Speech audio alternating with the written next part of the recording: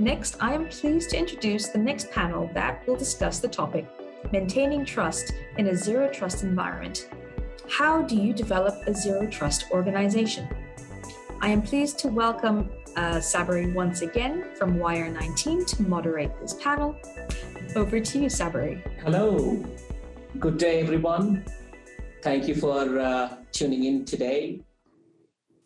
I'm Sabari, Chief Strategy Officer with Wire19. We are a media house. We're part of ZNet Technologies, a cloud services distributor with the specialist focus on cybersecurity solutions. Today, I'm joined by a couple of subject matter experts and eminent panelists to talk about a very important topic revolving around security, model security principles. And it goes without saying that security is very much an evolving topic. It continuously evolves by the day. As in continuously we see that digital transformation is taking over our lives quite significantly. A lot of organizations are moving to the digital way of working, which means a lot more data being created, a lot of new devices coming onto this ecosystem as such, which poses some kind of risk at some stage whereby there's a potential for some security breach, security leakages, etc. And as a result of having to address some of these issues as such, organizations are looking at new ways by which they can control these things and put better security postures and procedures in place to minimize some of these risks as well. And zero trust is one particular security methodology process which can help address some of these as well. And before I get deep into the discussions, I'll probably have my panelists introduce themselves, and then we're going to talk about how do you maintain trust in a zero trust environment? What is the zero trust? How do you maintain this trust? Right? And how do you develop that culture within the organization as well? So that's what we're going to be talking about. Before I do, I'll get my panelists to introduce themselves. Zhon, do you want to go first, please? Yep, thank you. Good day, everyone. So my name is Zhon. So let me do the self-introductions before I proceed. So Zhon from one of the stock exchange company, from Malaysia, Vice President Information Security. So I'm drive a lot of the cybersecurity initiative for the group. So I think when it comes to the zero trust, so everyone know these are the big things for in the cybersecurity world.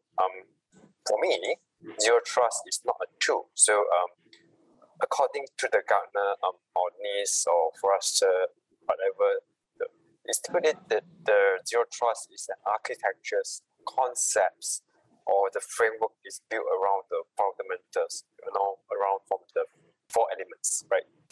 What they call zero trust on people, zero trust on devices, zero trust on data, and zero trust on network or workload, right?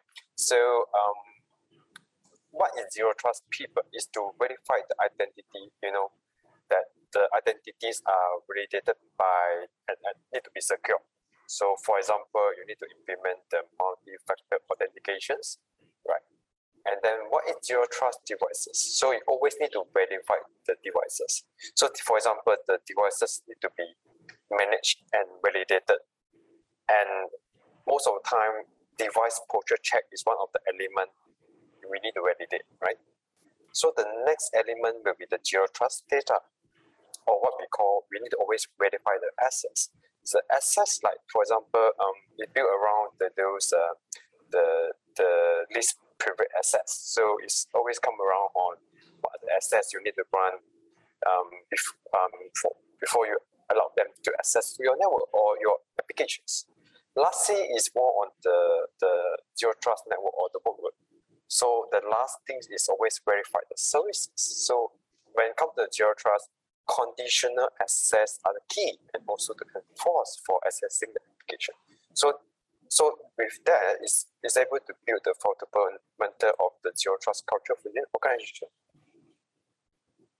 Gotcha, Zhon. That was going to be our first question. I think you managed to answer that pretty well, which is about what is the zero trust? So you clearly articulated to say it is not a single tool. It is a framework of various things working coherently to build that security as such. So nicely said, Zhon. Saiful, happy to get yourself introduced, and then I'll ask you certain things as well. Please go ahead. Okay, sure. Thanks. Thanks, Sabari. Okay, I'm Saiful Bakhtiar. I'm currently the head of IT for Asia Pacific for ASEAN Fund Services. We are a Singapore-based fund administration, global fund administration company. So basically, we have offices in China, Taiwan, Japan, Australia, India, Mauritius, Singapore, Malaysia, and going to open a new one in UAE very soon. Okay, basically, I'm currently also double heading as IT security. So in response to the question just now, I agree with what that has been explained by Zhon just now. So basically, personally, I think that this zero trust framework is actually a journey that needs to be taken by all organizations. So basically, even without their realizing, actually they are already embarking on this journey. They have the tools. So all these tools did help in terms of for the organization to achieve this zero trust environment per se. So basically, the gist of it is that know exactly who is accessing the application or your system. Number two is know exactly which device is accessing your application or system. That's the gist of it. So in short, we need to be in control. That's how we're able to verify and re-verify to authenticate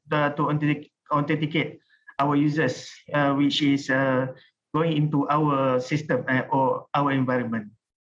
Absolutely. I think the point what you mentioned is it is a journey. It is not something that I have implemented. Zero trust means that I'm fully secure. Right? It is an ever-evolving journey. People have to continuously, keep on the lookout of, new threats evolving, etc. as well, and how zero trust can help control that. Absolutely, very well said, Saiful. Thank you for that. Right?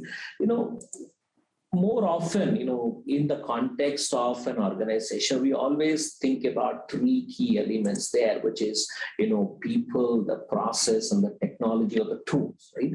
And we talked about all of these have to work coherently to make something more secure, right?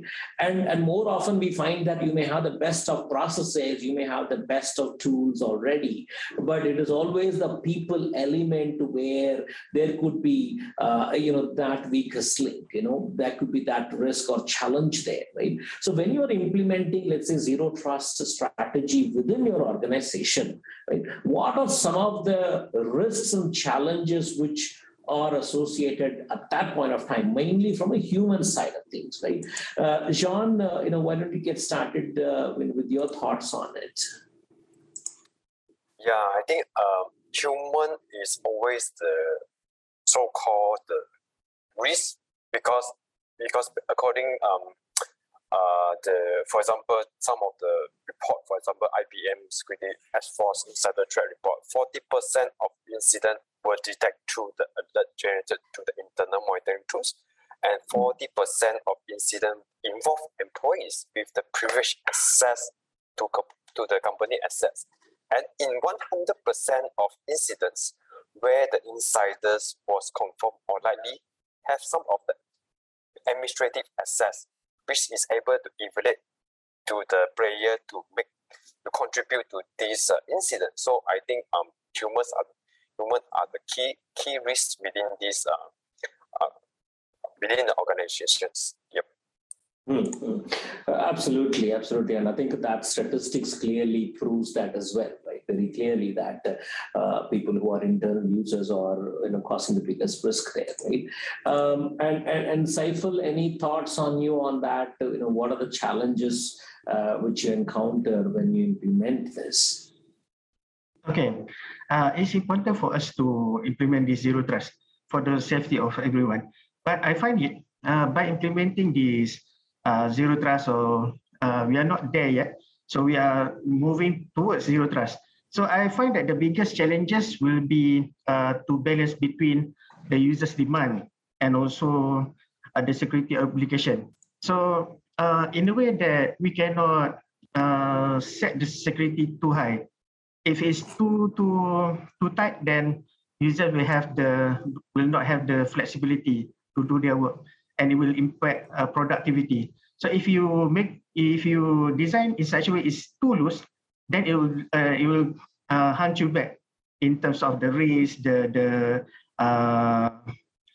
point of entry, whereby it will put your company at risk. So basically, in coming up with the right formula to manage these users, as well as to achieve whatever we want to achieve in the organization by implementing this zero trust. The first important thing for me is that for our company is the first one is by getting the management buy-in. So it's really important to get the management buy-in. To get the highest management is crucial for them to have this to buy-in in carrying out, because if not, there will always be users who will use this loophole. If you are not being supported by the management, they will always find avenue. They will find excuse to have exception for them. So it will be pointless if we have a strategy in place, but people always find report to the management, use the top management to get exceptions. So it will be pointless for certain users if we always, it will compromise your environment when more and more users will go out and seek for this exception. So this is not healthy. Number two is in terms of user awareness. User awareness is very important. So we need to have a good communication with business. So continuously discuss, continuously informing the business that whatever that we do is for the good of the company. So they have to know that they themselves is also part of this overall ecosystem. So they need also to contribute in a sense. So number three is finding the right resources. So in terms of support for my team, so I need to find the right resources. If I have all the tools, but it's also doesn't contribute anything if I don't have the right resources. So to recap, one is to get the management buy-in, whereby everything should be top down. So once we get this buy-in, then all the stuff will follow. Number two is in terms of awareness, continuous awareness, because once the users is aware, then we can create a culture, the framework, the thoughts, the mentality of security, zero trust. And the third one is to have a good technical support, a good resources to support all these tools that I have in the organization. That is somebody. Excellent, very nicely said, Saiful. I think just to summarize, creating that awareness amongst the entire community in terms of the people within the organization, and follow that top-down approach, getting that management buy-in, get the organization to travel and think in the same direction. And zero trust means additional work around the granular privileges and things like that, which possibly mean additional resources as well. So make sure you have the right resources, use optimal access controls, not too loose, not too tight, etc. So very nicely said, Saiful. Thank you for those insights. Pretty useful there, right? And more often we find in an organization that there is an IT security department, and then the business units, which are typically using the CRMs and payroll systems and whatnot, and various applications, right? And more often there is always that debate which goes on to say that, hey, give me access to that system, and then, oh, okay, give him admin access. That's typically, sometimes conversations like this happen all the time, right? But from an information security perspective, is that the right thing to do? Probably not. right? So there are probably better things to do in a much more streamlined way, etc. So Zhon, I'll start with you, right? How do you build that confidence on some of these initiatives with IT security and the business units? How do you get that working coherently? I think this is one challenge when work with the business function, because when it comes to the security, nothing is new features. It's always to limit the control and always try to verify, authenticate or whatever. Right? It always slow down. So from the business angle, it's always looking at, oh my God, you are trying to limit and then you're trying to create the trouble. So these are always the challenge. I think first key thing is that it's always communicate well. Like Saiful mentioned, create the awareness with the business functions, educate those senior level, because it's always from the top-down approach. When we have the top management support and also the business someone to support to understand the key element, for example, the zero trust network access. Traditionally we're using the network VPN, and then you have access to most of the network. Of course, now you're being limited to access some of the application, but from the right way is that you telling the business you're only authorized to able to access your application, which is giving granular control, at the same time giving assurance to the business function that only right person can access the critical data. I think this will be the win-win solutions. So these are the key things that we always in mind, that how to juggle security versus ease of use, So these are always the CISO, and always need to prepare behind the agenda to tell the business function how to frame the zero trust is more practical, in a way. And then once you have the first zero trust, because zero trust is a journey, it's not like what Saiful had mentioned earlier, it's a journey. Of course, you need time to educate the team. You cannot be suddenly set too stringent, and then the business will make the big. I think we need to give the confidence level for the business side, and when we start for our zero trust journey, is to help the business to safeguard their data rather than keep problem for them.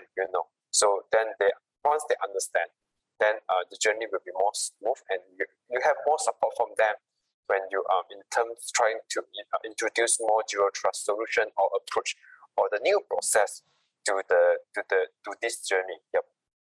Mm-hmm.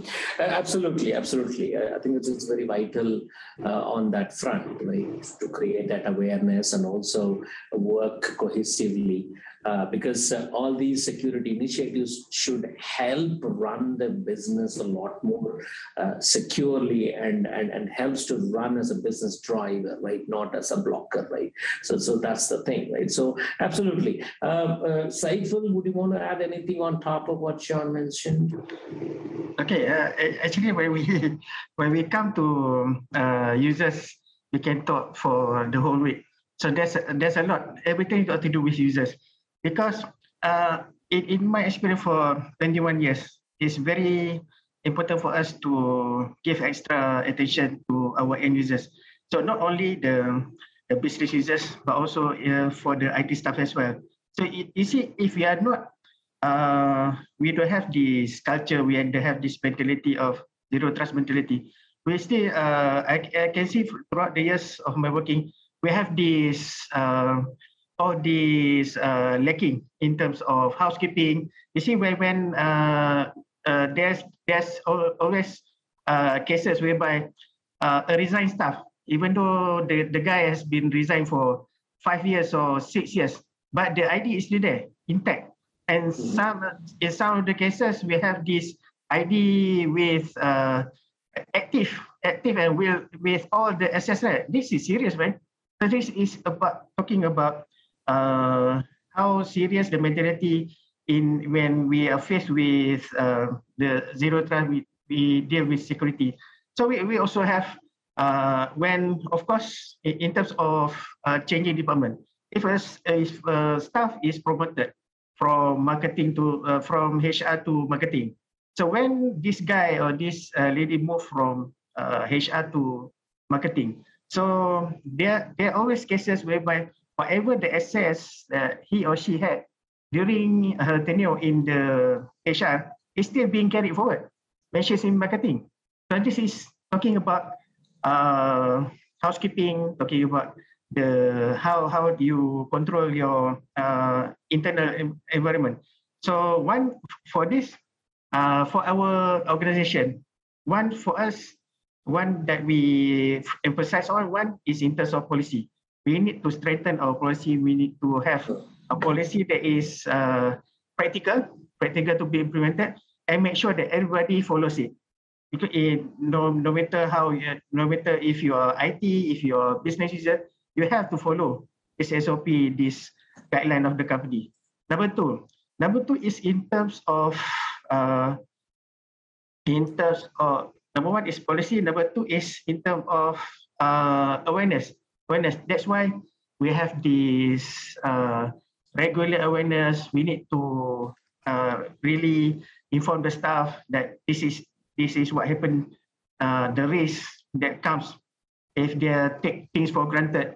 We need to keep telling this so that they are aware, and we have this, hopefully, but at the end of the year, we have this pool of users which will be resilient to attacks or phishing, everything. So this is important in terms of the awareness.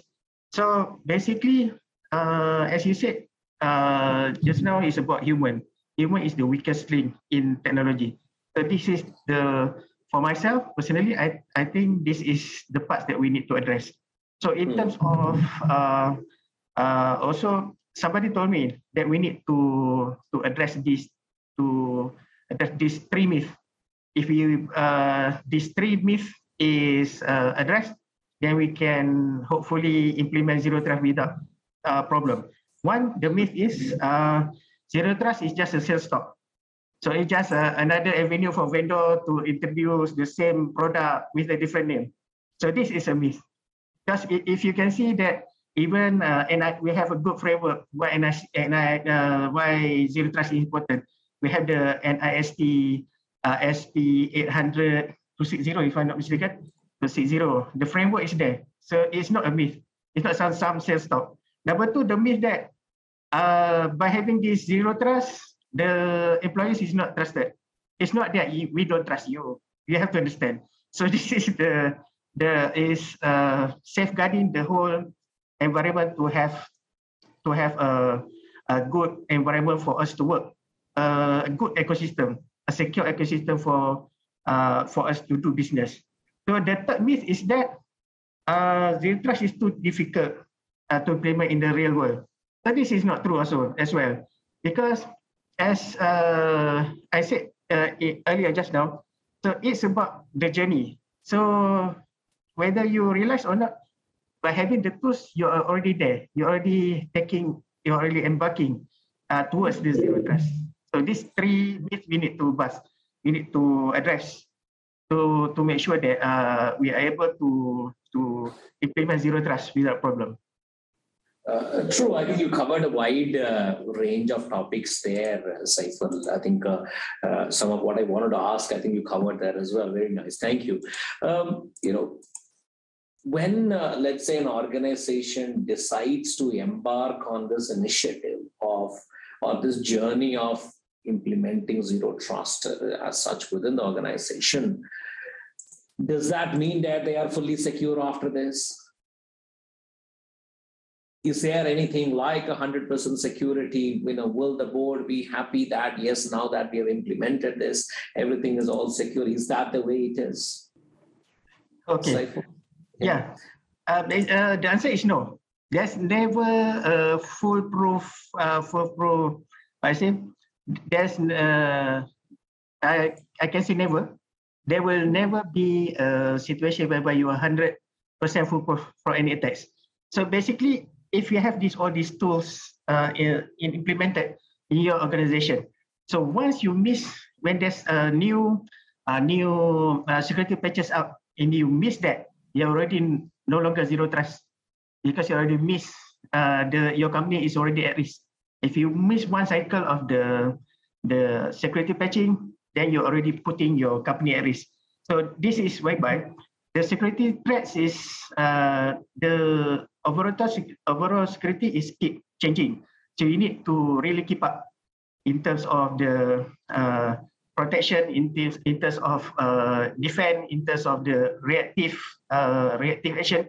So basically, even the threat actors, day by day, they are becoming more and more creative in coming up with ways to attack our organization. So we really need to buckle up and really to have our team to be ready to address all this. Yeah, Zhon, anything you want to add on top of what Saiful said? Thank you, Saiful. Yeah. So my view is always that first, I think what Saiful said is correct. There's no 100% security, right? So I think the most important thing is that zero trust is given us to improve our cybersecurity maturity level. What I'm trying to say is that when, old days security, we always mention about defense systems, right? So zero trust is that whenever you look at which of the control that you're trying to improve using the zero trust principle. So to enhance it is always like assume breach, always validate, verify. Those are the key elements. I think we have been practiced before, but now there's a nice term we call zero trust. But it's because of these stronger terms, then we're able to help the organization to gain greater visibility across the enterprise because we are focusing each of the control.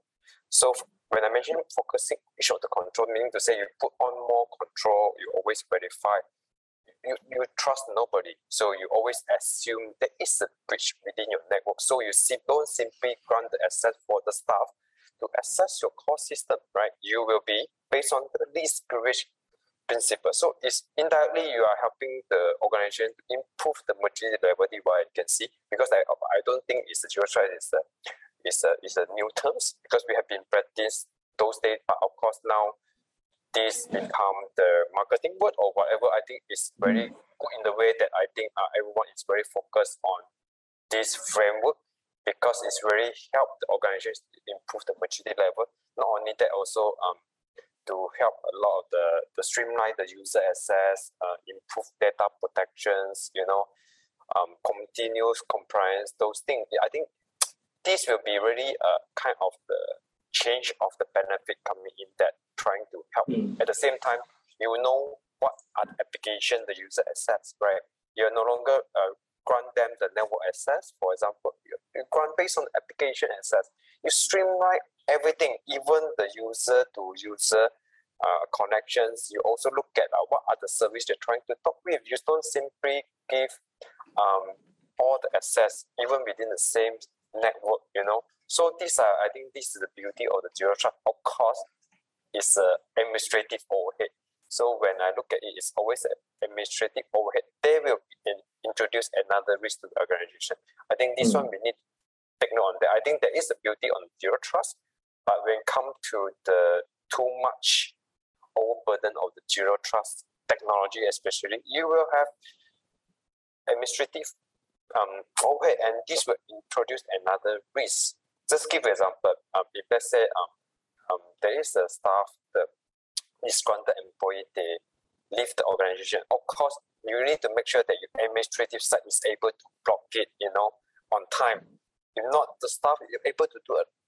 Especially if he has the administrative access, right? Even the user access, there is a possible that can escalate the risk to another level because based on my experience, even the normal user access, they can do more harm than what we are able to know. So I think when we, for example, when I share this to those senior management before, they will always surprise one user account. They can do more than that, because they never know what is happening within the network, right? So I think there's pros and cons, but of course, when we focus on the pro side, I think zero trust is very benefited, especially the cybersecurity professional, because these are the key elements to help the organization to enhance their cybersecurity maturity level. This is what I can see. Yeah. Cool. Absolutely. I concur with pretty much everything what you said. I think that's very essential.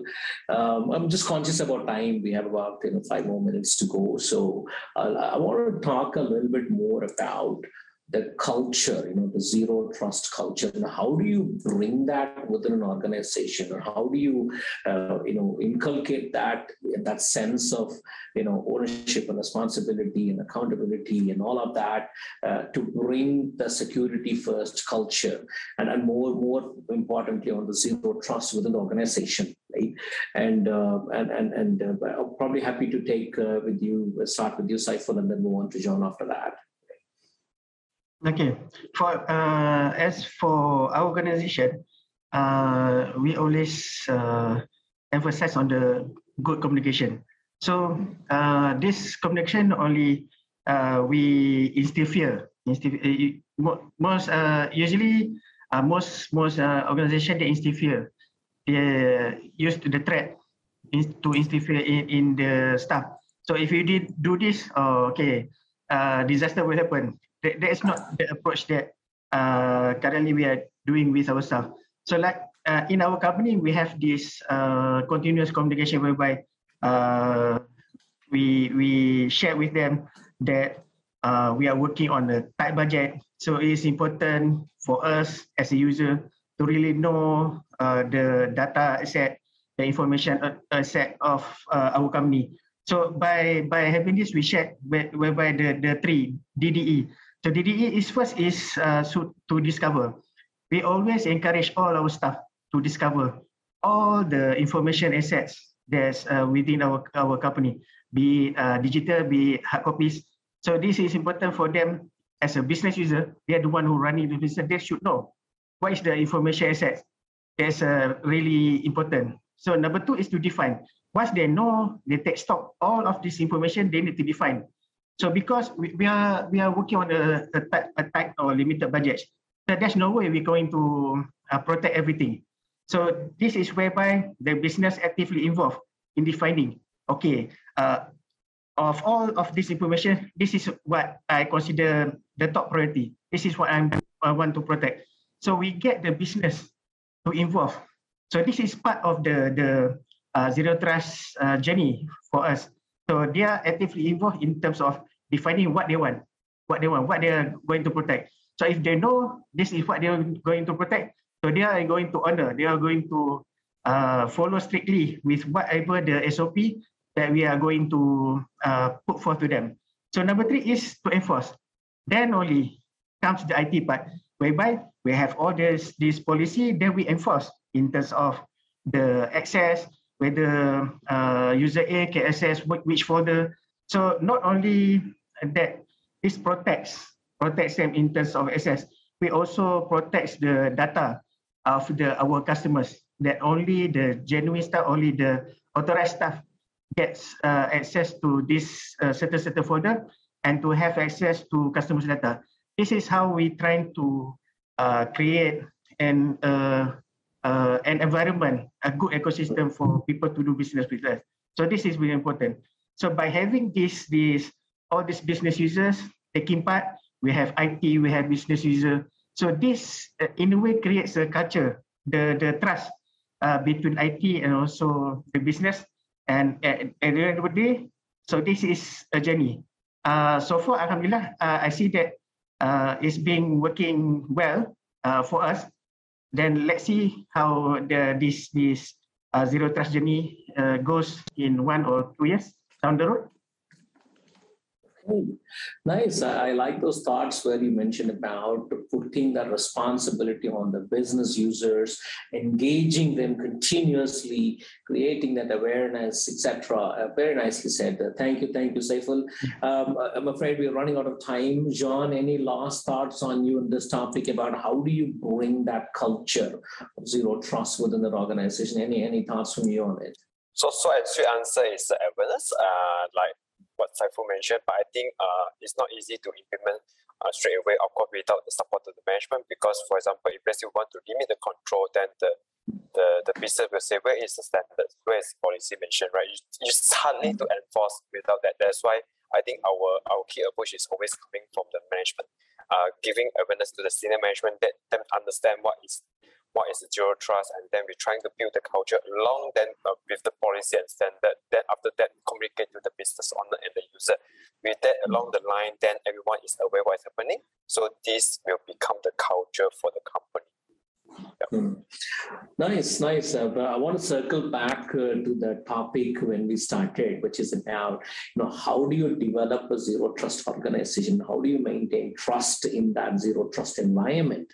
And I think with the thoughts, what I heard from Saiful and Zhon, they circle back to things around having the right information security policy in place, first thing, ensuring that you get the buy-in from the management, sort of a top-down approach where they get to understand the benefits of this approach, how it will help them to run the business more efficiently in a much more secure way. Once that is done, it percolates to the teams below, and then that creates that awareness, and continuously communicating on a regular basis with the entire audience, and also having that business user part of the whole discussions, getting them to understand the benefits of what zero trust will give them in terms of running a more secure organization, much more efficient organization.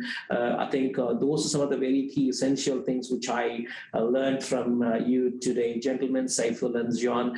Thank you very much, very insightful discussions, and I'm sure the audience would have also found it useful, and in fact I did very much so. So thank you for your time, and I hope you enjoyed it. Thank you. Thank you. Thank you. Thank you very much, Sabari, Zhon, Teck, and Saiful for your thoughts and comments. They were very insightful.